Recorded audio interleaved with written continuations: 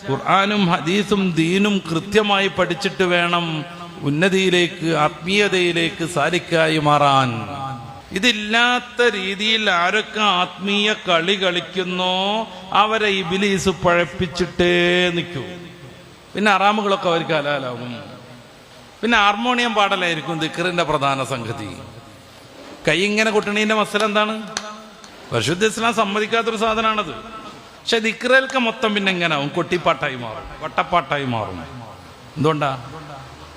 ഇൽമിലൂടെ വളരാതെ എന്ത് വിപ്ലവം സൃഷ്ടിക്കാൻ ശ്രമിച്ചാലും അത് അബദ്ധത്തിലേക്കാണ് എത്തിച്ചേരുക.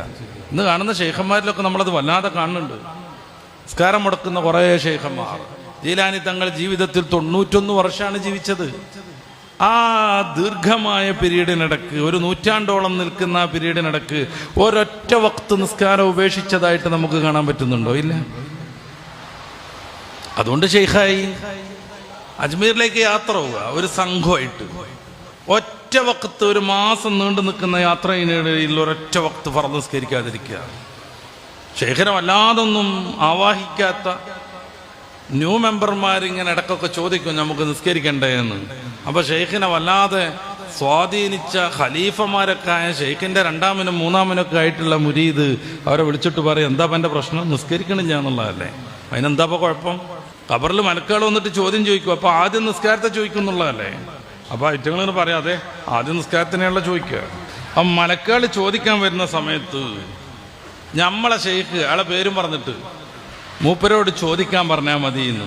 ചെറിയ അടി അടിക്കാൻ കരുതിയ മലക്കിന്റെ അടിയോട് കൊണ്ടാലേ എന്തായിരിക്കും എന്ന് ആലോചിച്ച് നോക്കുക. മലക്കുകൾ ചോദ്യം ചോദിക്കാൻ വരുമ്പോ ആ ഷെയ്ഖിന്റെ പേരും പറഞ്ഞിട്ട് മൂപ്പരാളോട് ചോദിക്കാൻ പറഞ്ഞാൽ മതി. അതോടെ മലക്ക് പേടിക്കും, മലക്ക് അവിടുന്ന് പോവും. എന്തേ കാര്യം? ഫഅബ്ദു റബ്ബക ഹത്താ യഅതിയകൽ യഖീൻ. ഉറപ്പ് വരുവോളം അള്ളാഹുവിനെ ആരാധിക്കുക എന്ന് ഖുർആൻ പറയുന്നുണ്ട്.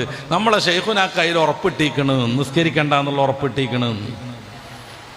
ഇൽമില്ലെങ്കിൽ ഇബ്ലീസ് പറ്റിച്ചുകൊണ്ടിരിക്കും. പ്രത്യേകിച്ച് നന്നാവാൻ വേണ്ടി സാലിക്കീങ്ങളുടെ മാർഗത്തിൽ കയറുന്നവരെ, ത്വരീഖത്താവട്ടെ ഹഖീഖത്താവട്ടെ, വലിയ ആത്മീയ സംഗതിയാന്ന് പറഞ്ഞ് നടക്കുന്ന ആളുകളൊക്കെ അവകാശപ്പെടുന്ന, ആഗ്രഹിക്കുന്ന ഈ സാധനങ്ങൾ ഏതാവട്ടെ, ശരീഅത്തിനെ പ്രവർത്തിക്കാതെ ഒരാൾക്കും അത് സാധ്യമല്ല. അപ്പൊ നമ്മൾ പഠിക്കേണ്ട കുറെ കാര്യങ്ങളുണ്ട്. മുത്തബഹിറായി ഷെയ്ഖ് ജീലാനി തങ്ങൾ, റിഫായി തങ്ങൾ, ബാക്കിയുള്ള വലിയ വലിയ പണ്ടത്തെ കിതാബുകളൊക്കെ.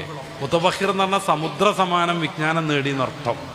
അല്ലാതെ ഫാത്തി ഓതാൻ കഴിയാതെ ഷെയ്ഖാവുക, യാസീൻ ഓതുമ്പോൾ കുറെ തെറ്റ് എന്നിട്ട് വലിയ തങ്ങളാകുക, ഇതൊന്നും അല്ല രീതി.